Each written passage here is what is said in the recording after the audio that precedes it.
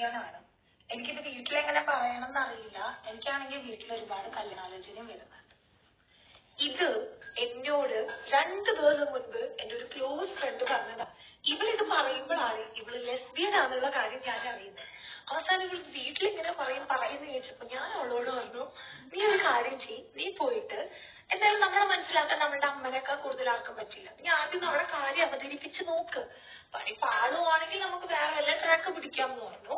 എനിക്ക് ആക്ച്വലി ഒന്നും പറയാനില്ലാത്തോണ്ട് ഞാൻ ഇത് പറഞ്ഞേ. ഈ വൃത്തികെട്ടവള് ഇവളുടെ വീട്ടിൽ പോയിട്ട് ഇവളെന്താ പറഞ്ഞത്, അമ്മ ജോറ ലെസ്ബിയനാണ്, അവൾക്കൊരു കുട്ടീനെ ഇഷ്ടമാണ്, കുറെ കാലായിട്ട്. അവളുടെ അമ്മ എന്താ പറഞ്ഞതെന്നറിയാം അവളോട്, നീ ഇപ്പൊ തന്നെ അവളേക്കുള്ള കമ്പനി വിട്ടോളെ. അവളുടെ അമ്മ അവളോട് പറയാം, അവളെ അങ്ങനെയുള്ളവരെ കൂടെ നടക്കല്ലേ, ചിലപ്പോ നിന്നെ കയറി പ്രതീക്ഷ കളയുന്നു. ഇത് ഇവളെന്നിട്ട് എന്നെ വിളിച്ചിട്ട് അറിയാ, എടി ഞാൻ അമ്മന്റെ അടുത്ത് ഇങ്ങനെ പറഞ്ഞിട്ടുണ്ടോ. ഞാൻ പറഞ്ഞു ഞാൻ ഇത് എന്തായാലും ഇൻസ്റ്റയിലിടും. ഇപ്പോൾ എന്നോട് ഒറ്റ റിക്വസ്റ്റ് ചെയ്തേ, നീ സ്റ്റോറി ഒക്കെ പറഞ്ഞോ, പക്ഷെ എന്റെ പേര് മെൻഷൻ ചെയ്യരുതെന്ന്.